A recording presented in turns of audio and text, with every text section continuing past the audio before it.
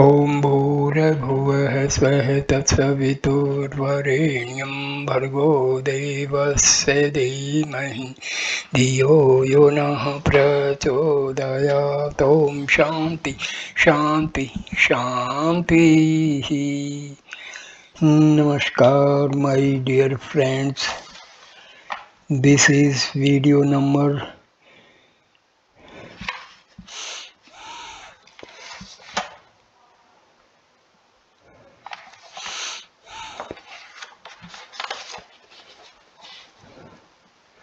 12 on Panchadasi of Swami Vidyarnaya Bharti. This video starts with chapter number 8, Elucidation of the Immutable, Kutasthatadiptva Parakarna. In the Chitradipa, the terms Dharma, Kutastha, Jiva and Ishvara were explained by comparing them to ether at large, pot ether, reflection of ether in the water present in the pot, and reflection of ether in the water particles of the cloud respectively. Dharma and Kutastha are identical in reality, while the Jiva and Ishvara are reflections and have no reality of their own. In the Mahavakya, that thou art, the express senses of the words that and thou are the Jiva and Ishvara respectively, but their implied senses are the Kutastha and Brahma, between which alone appositional relation is possible. As the final truth of the Vedanta is the identity between the self and Brahma, between the thou and that, the implied senses of the two latter words alone must be recognized. The finite trappings in which the Jiva is clothed must be stripped. The word thou must be freed from its empirical associations. This is possible only when, by secondary implication, the word is understood to mean the Kutastha, the immutable, which is no other than Brahma, the implied sense of the word that. In the Kutastha Dipa, the relation between the immutable and the reflection of intelligence, Chidabhasa, is explained. The Jiva is characterized to be a reflection of the immutable, having no reality of its own. The theory of limitations, Avachedavada, is criticized, and the identity between the immutable and Brahma is asserted. Chidabhasa number 1, part number 1 of chapter 8.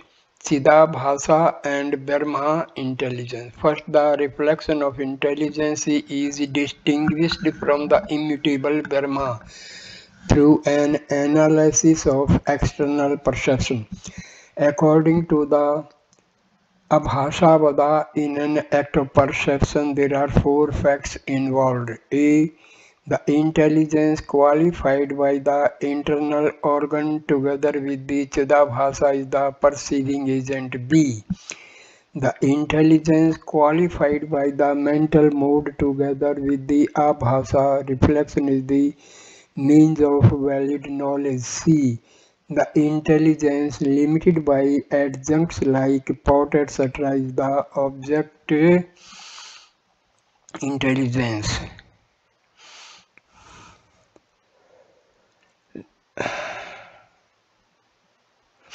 And D. The reflection of intelligence which is generated by the relation of the mental mode with pot, etc. is the fruit intelligence, Phala Chetna. If a pot is to be known, there must result in it the reflection of intelligence brought about by the contact of the mental mood with the pot. The intelligence which is in the intellect and which has assumed the form of the pot makes known the pot.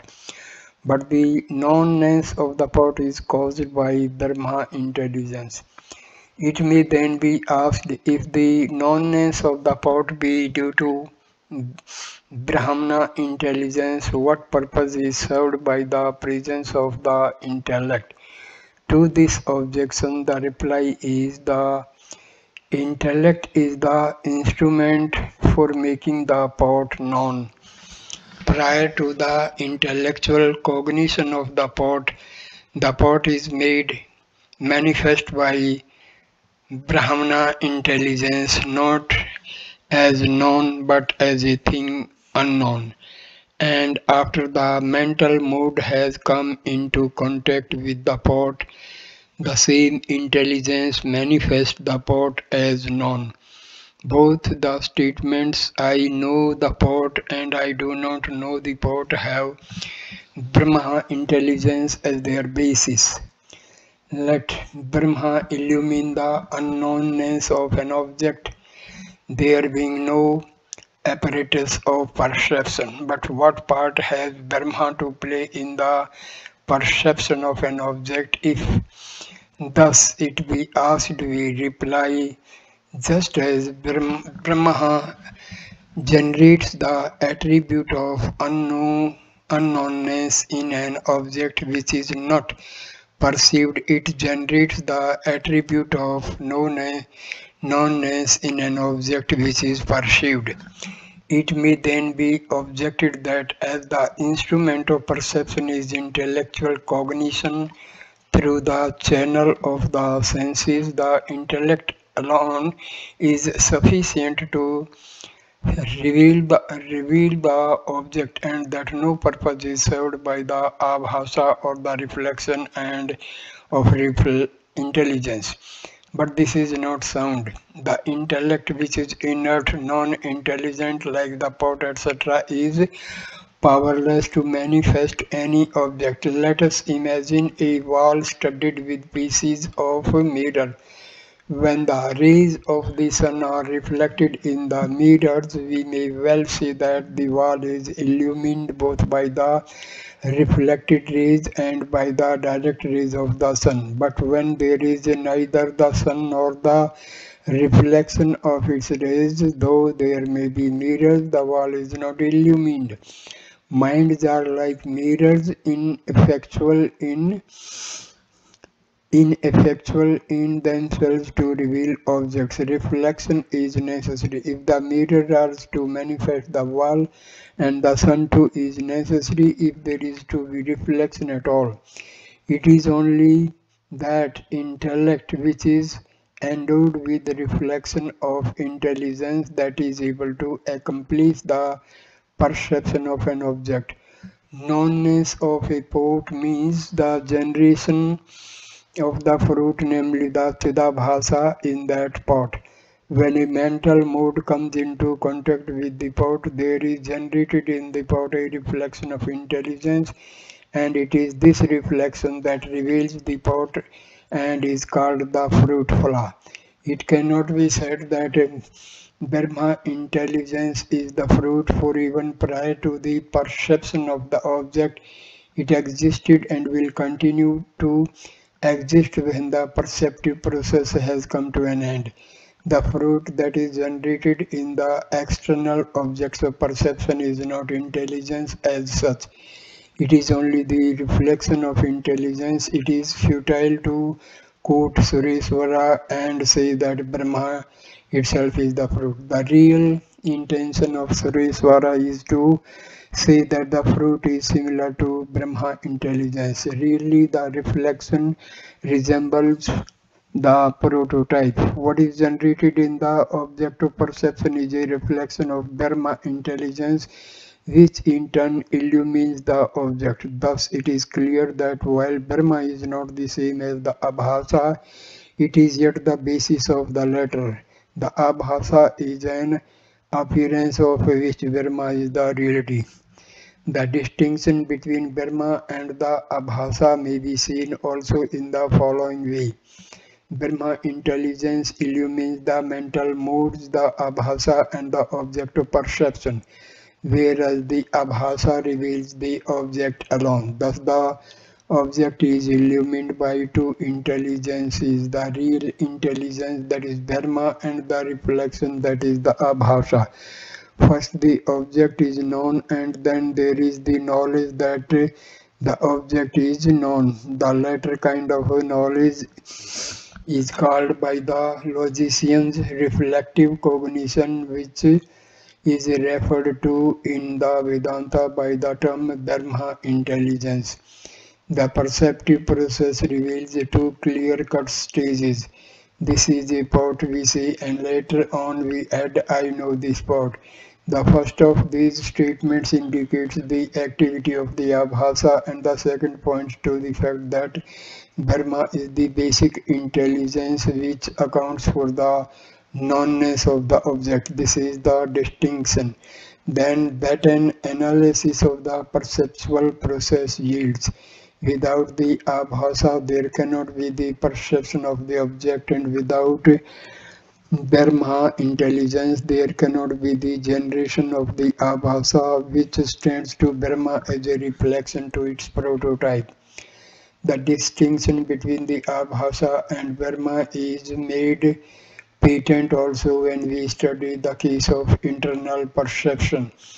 For external perception, there is an object outside which is reached through the channel of the mental mood and revealed by the abhasa. But in internal perception, there is no object of any kind, and so it may be asked where is the need for an abhasa, since in inner perception there are no mental modes which have external objects for their sphere. What ground is there for assuming the abhasa? To this objection the reply is there are certainly no objects in the case of internal perception, but there are moods like the ego, and there are passions, emotions, etc., like anger, love, hate, which are pervaded by the Chidabhasha. A red-hot ball of iron is self-luminous, but it does not illumine any other object.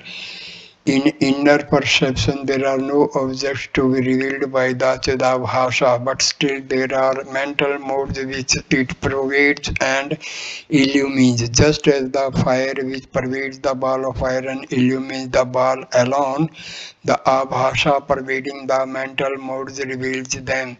Modes by themselves are inert, but when associated with the Abhasa, they become self-luminous. What the Dharma or Kutastha to do with internal perception? What purpose does the immutable serve?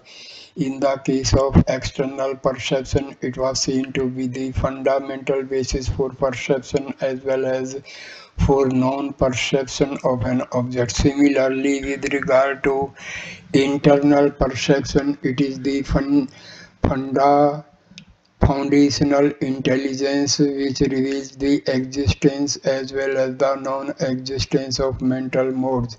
The modes are not always existent, they are not to be found in sleep, zone and samadhi, but these states are not empty of content. There is the immutable witness which silently observes all the changing moods and fleeting moments. The presence of modes is made known by the reflection of intelligence, but their absence is revealed by the immutable intelligence. We noticed above the analogy of the wall studded with pieces of mirror. There are reflections of the rays of the sun wherever there are mirrors on the wall, and those portions of the wall where there are mirrors are illumined both by the reflected and the original rays of the sun. But those places on the wall where there are no mirrors and consequently no reflections are illumined by the direct rays of the sun. Similarly, both the existence and the non-existence of mental modes are manifested by the immutable. The interspace and the time interval between any two modes are also illumined by pure intelligence. The presence of modes is more luminous than their absence, because while the latter is manifested by one intelligence with the immutable, the former is illumined by two intelligences, namely the immutable and the reflection. The illumination of the modes by two intelligences is intelligible, for just like the pot which is also illumined by two intelligences, the modes are inert and cannot manifest themselves without their association with the abhasha. But there is this difference between an external object like the pot and an internal mode like the ego. While we can legitimately speak of a pot as known or as unknown, we cannot do so in the case of the modes. As the modes are as the modes are the instruments of knowledge, they cannot apprehend themselves. While they lead to knowledge, they cannot be turned on themselves. An examination of external and internal perception has given us the truth that there are two intelligences, one of which is the original and the other a reflection. Though both share the character of intelligence, they are not the same. While the one is subject to mutations and mutilations, the other is immutable and eternal. The Chidabhasa is circumscribed by the veil of life and death. It is a reflection having no reality of its own. The Kutastha, on the contrary, is unchanging, eternal, flawless intelligence. The perception of old have defined the Kutastha as the witness of the mind and its modifications. Scriptures declare the immutable to be existence, knowledge, and bliss. In the Upadesa, Sri Shankara distinguishes the Kutastha from the Abhasha. He compares the latter to the reflections of a face in the mirror and former to the original countenance. Part 2 of chapter number 8 of Panchadasi. Limitation theory criticized. The Avacheda Devadin believes that there is no need for assuming the Abhasha over and above the intellect. The immutable defined by the intellect is the jiva. Just as we say that the pot ether moves when there is a movement of the pot, we can explain the movement of the jiva as based on the movement of the mind. When it is possible to account for the migrations and misery of the jiva through the mere limitations due to the adjunct, namely the intellect, it is prolix to assume the abhasha. This objection urged by the avicheda within is not sound. If mere limitations be the cause of jivahood, then even the intelligence limited by pot, etc. must be called jiva. The unattached self does not become the jiva by bare definition or limitation. Otherwise, even hills and dales would be jivas and there would be no distinction between intelligent being and non-intelligent things. Nor maybe it said the intellect differs from the pot, etc. in being clear and pure. For as a limitation, it is not truly different from the latter. Rice grains may be measured out either by a vessel made of wood or by one made of metal. In either case, it makes no difference with regard to the measuring out of the rice grains. We do not get more rice in the one than in the other. Similarly, the self is conditioned equally by the intellect and by other adjuncts like thought, etc. There is no distinction whatever in the matter of defining or limiting the self.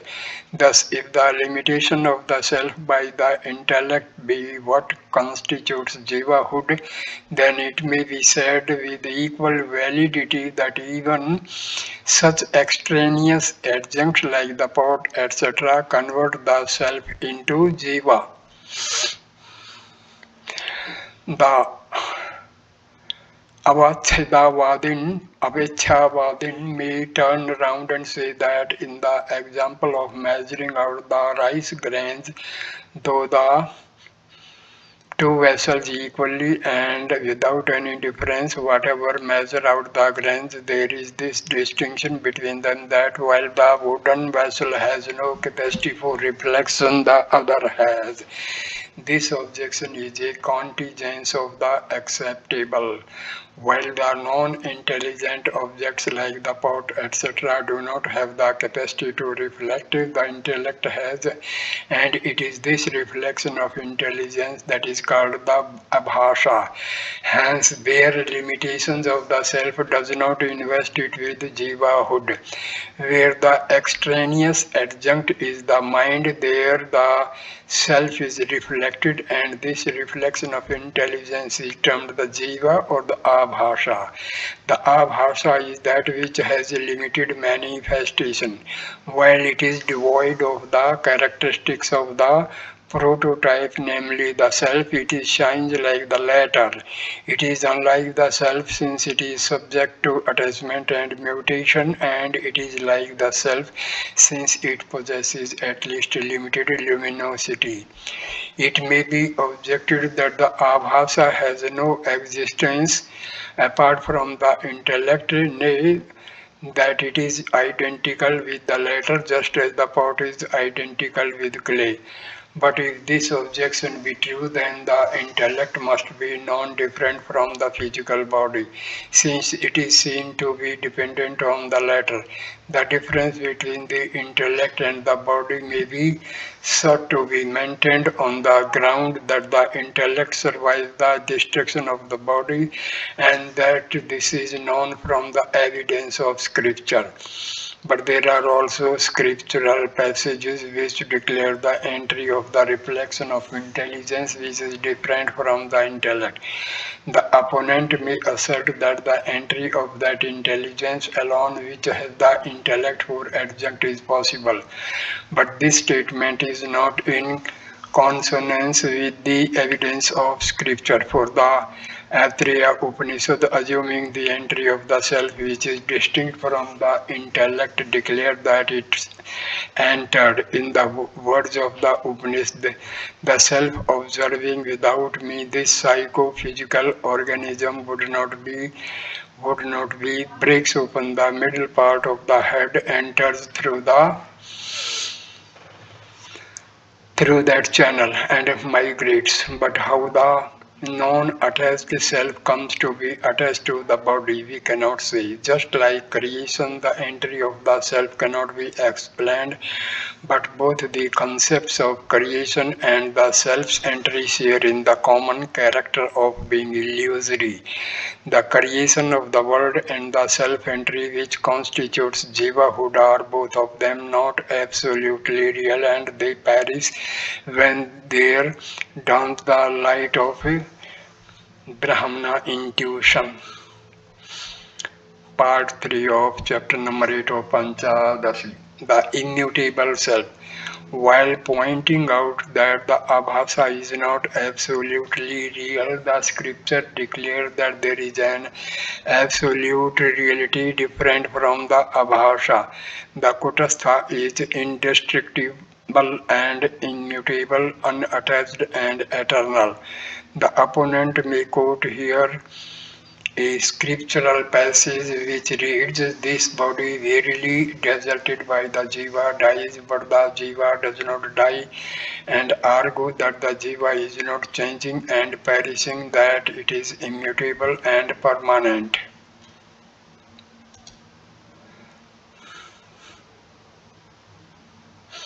He has not understood the purport of this text. The scriptural passage does not assert that the Jiva is eternal and everlasting, but only that it does not perish with the decay and decomposition of the body. When it has cast out its worn out garment, it puts on a fresh one and finds a new environment. It migrates to other bodies and other worlds. There is a change of habitation, and the Jiva would last so long as ignorance is not dispelled. Absolute eternality is not predicated by the Jiva but only its relative persistence. There crops up here another difficulty. If the Jiva be a perishing impermanent entity, how can there be opposition between it and immutable impartite Brahma? The Mahavakya I am Brahma would be a contradiction in terms. The entire doctrine of the Vedanta, which teaches the identity between the Jiva and Brahma, would be faulty and futile. This objection is ill-founded.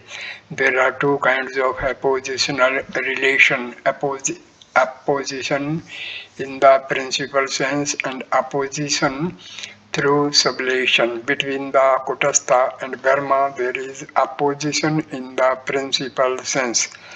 Between the Jiva and Brahma, there is opposition through sublation. The Mahavakya I am Brahma states that I and Brahma are oppositional through sublation. Let us examine the case of illusory perception. When a man mistakes a person for a post and subsequently corrects his wrong notion and says that which seemed to me to be a post is really a person, there is not meant opposition between the post and the person in the principal sense. The notion of the post is sublated, and then there is asserted opposition between the person and what was earlier taken to be a post. The opposition which the Mahavakya intends to convey is analogous to the above illustration. The notion of the Jivahood is sublated, and between Brahma and what is mistakenly cognized as the Jiva, oppositional relation is asserted. This view is lucidly set forth in the Naisa Karma Siddhi by the perceptor Sureshwara. In such passages of scriptures as all this is Dharma, we notice that opposition through subtraction alone is what is meant. Surely there cannot be opposition in the principal sense between the world and Brahma. In the Vidyarnaya, however, opposition in the sense of sublation is refuted. But in that work, Prakasatman does not intend to say that there is opposition in the principal sense between the finite Jiva and the infinite Brahma. Through secondary implication, he takes the word I to mean the Kutastha and then declares that the Kutastha and Brahma are identical in the principal sense. This is not really in conflict with our view. On the contrary, it is in perfect agreement with it. In the Vidyarnaya as elsewhere, the deeper sense of the world thou is examined, and the identity between the immutable and Brahma is proclaimed. By the Kutastha we mean that intelligence which is the substrate of the illusory reflection, namely the Jiva, which is associated with the body and the senses, the world.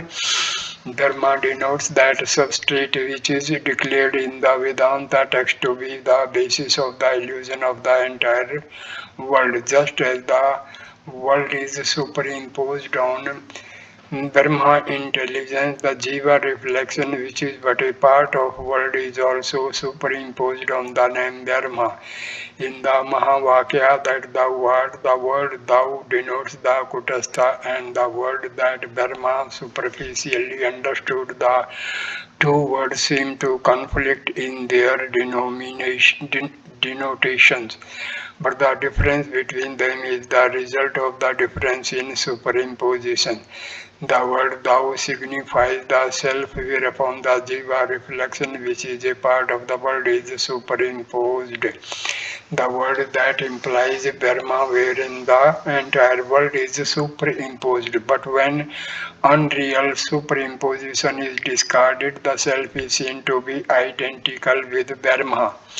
If the abhasa is to be proved to be what is superimposed on the self, then it must be shown that the abhasa possesses two aspects, the general nature of the locus and its own particular character of being what is superimposed. In the judgment of illusory perception, this is silver. There are two elements. The word this refers to nacre, and the word silver denotes the superimposed illusory silver. In the same way, the abhasa has a twofold character, agency, etc., which are the attributes of the intelligent mark. The superimposed nature of the abhasa and its manifestedness shows the general nature of the self. Hence, the abhasa is an illusory entity.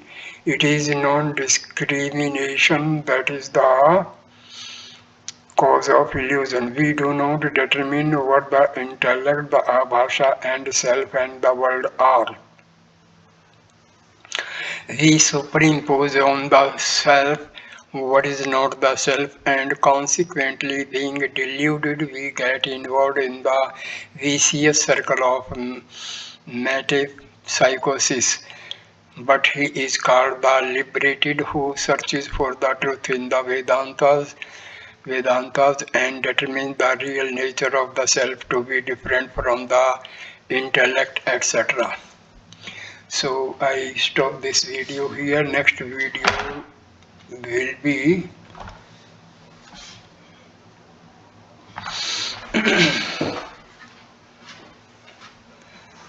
we'll start with part 3 of chapter 8 of Panchadasi. Thank you for watching this video. Please like, comment and share the video and subscribe the channel. Thanks a lot. Namaskar, my dear friend.